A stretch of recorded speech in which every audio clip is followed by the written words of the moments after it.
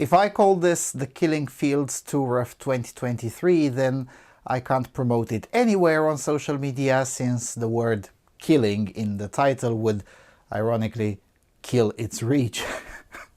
Nevertheless, that's what I'll call it when not writing a headline. And in this video, I'll try to convince you to support it. Let's explore.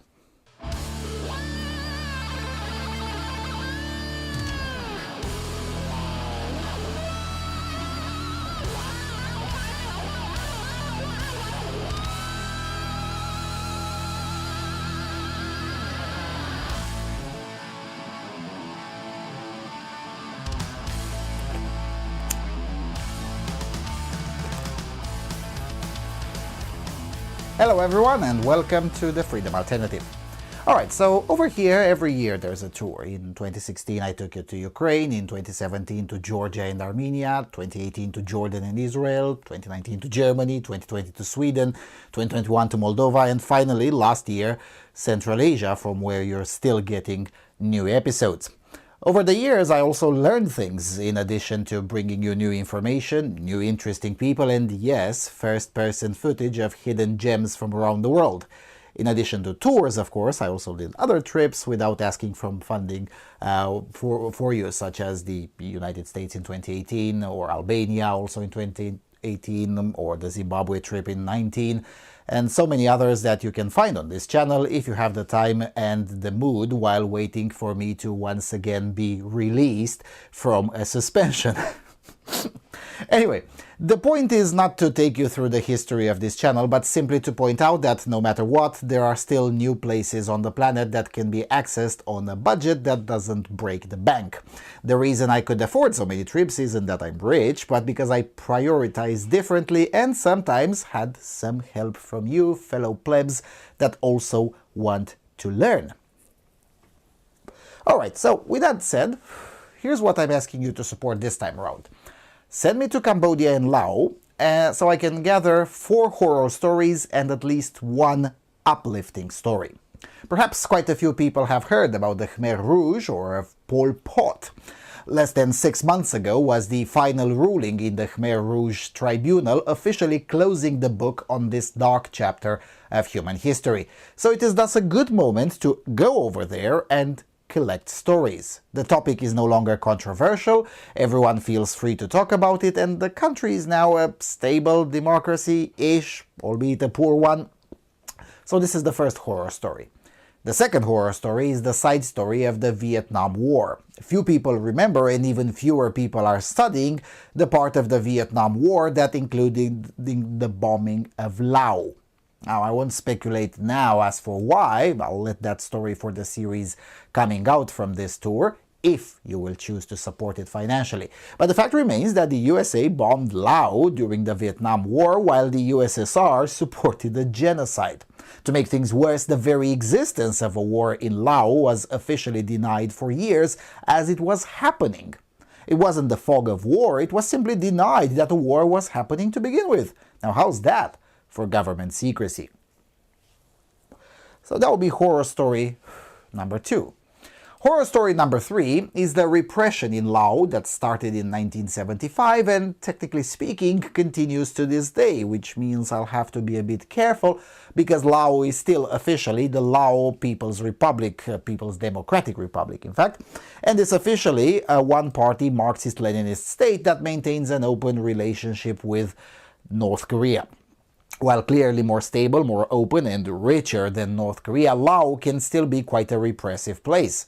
With that said, while attempts to get interviews on camera may likely fail, people are, however, definitely confident enough to talk about sensitive issues off camera.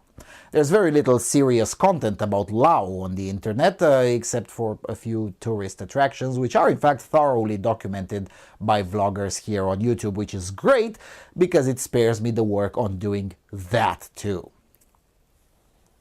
And finally, horror story number 4 is human trafficking.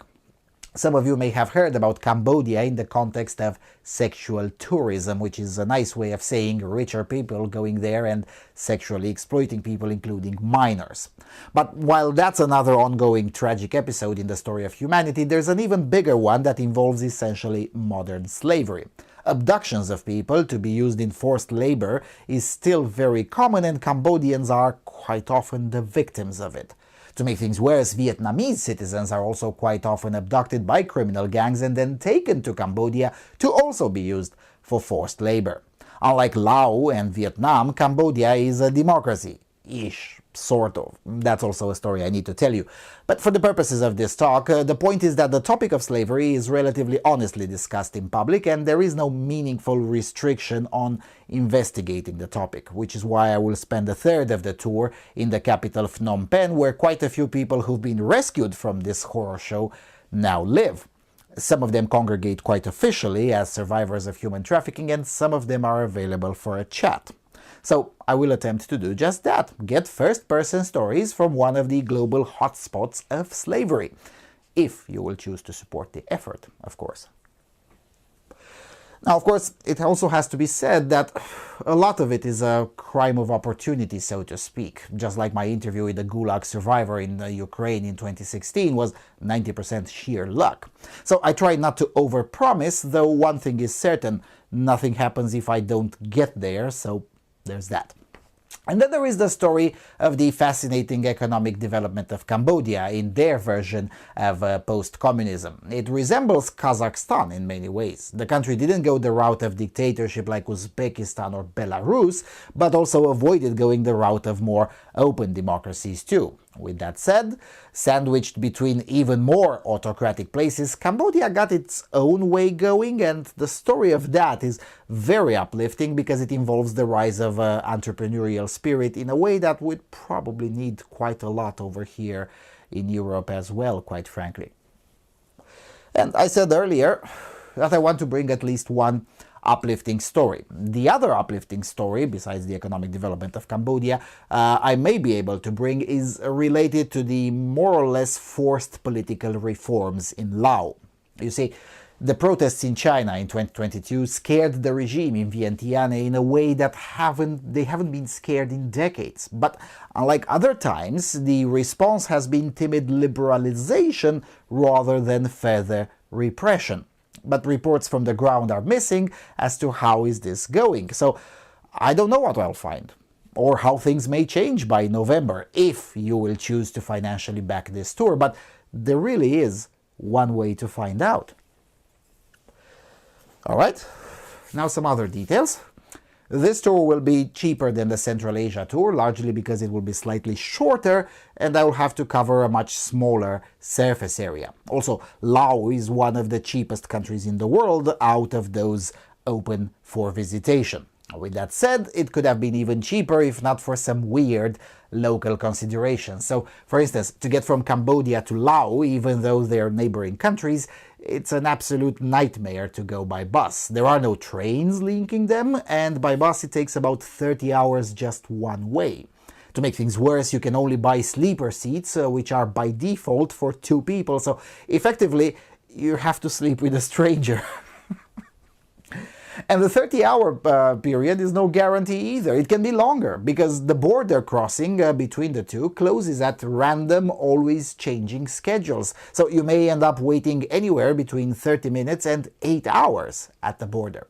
So instead of wasting almost 3 days of the tour on this nightmarish bus trip, I'll opt for the more expensive but far more civilized option and will just fly between the two capital cities back and forth. And then there's the issue of getting in the area in the first place. The cheapest way, at about $1,000 round trip, is with Evergreen Airways, which is a large Taiwan-based airliner. Trouble is, the closest airport to me where they fly from is Vienna. Luckily, there is a cheap direct train from my hometown to Vienna. Nevertheless, this will prolong the time I spend on the road, and since it's over 12 hours from my hometown to Vienna and then another 20 hours of flying, I'll have to stop for one night in Austria, which I really hate, but such is life. With that said, even with the extra burden of sticking around in Austria for a night, both going towards Asia and also when coming back, that's still at least $350 cheaper than any other option. And $350 is worth a lot more in Cambodia and Laos, especially in Laos.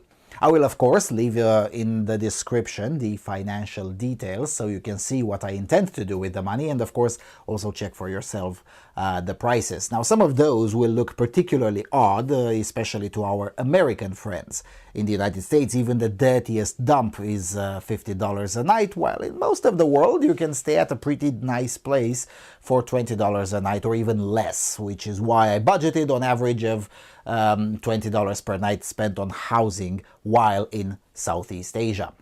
There's nothing particularly special in how I budget these travels. I just refuse to submit to the extreme mentalities that dominate these days when it comes to traveling. One is the American mentality that traveling necessarily must be expensive, and the other is the European hostel culture type of mentality where the most weird and uncomfortable places of housing are preferred in order to save a few bucks. Now, believe me, there's plenty of space in between these two. Seriously.